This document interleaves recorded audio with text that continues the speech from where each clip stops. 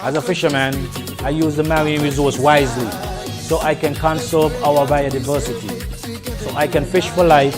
It's all about balance. I preserve biodiversity by the way that I farm. It takes care of my family. It's all about balance. I have enjoyed these seas all my life. I do my best to conserve our biodiversity because I want my children and my grandchildren to enjoy them as much as I do. It's all about balance. I'm a park ranger, and my job is to properly manage our protected areas and conserve our biodiversity. It's all about balance. Youth, let's play a part in conserving our biodiversity and maintaining our natural resources. It's all about balance. For life, for livelihood, for the future of St. Kitts and Nevis, let's all conserve our biodiversity and use our natural resources wisely. It's all about balance. President of the People's National Party's youth organization PNP Krystal Tomlinson is challenging Kittitian politicians to change the way the nation's youth are viewed.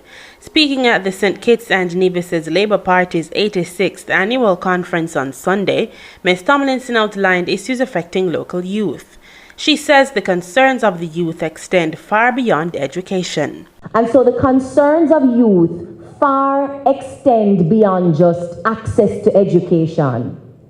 It concerns matters of maternal health because mothers, unfortunately, even in their teenage years, are having babies. And so questions of maternity and access to quality health care affect youth. It's not just about what happens on a school campus.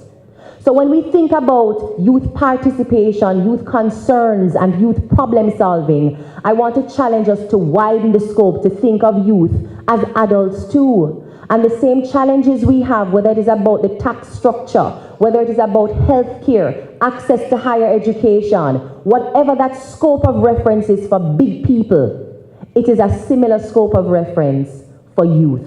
Currently, St. Kitts identifies youth as persons aged 16 to 35. Ms. Tomlinson also encouraged the opposition to ask local youth for their opinions on matters relating to nation building. In addressing the youth directly, the PNP president encouraged them to speak up and let their voices be heard. And so I'm asking youth to be brave and to be bold when you are invited into a space to share. Don't be too worried about who will not feel good after you speak. Don't be too worried about who might not agree with the things that you have to say. It is very important that you say them because nobody quite understands, like youth, in the same way that my grandmother can speak for her generation, nobody quite understands the peculiarities of our generation like we do. Ms. Tomlinson also spoke to the advantages of online or electronic voting, a matter she has raised in her home country of Jamaica. And so if we can build a system that preserves the integrity of the electoral process, let us build a more efficient one. One that in some countries saves 3,000 working hours a year because people can stay at their office, do the voting, and get back to work. One that saves you the time and harassment of a polling station by doing it at home.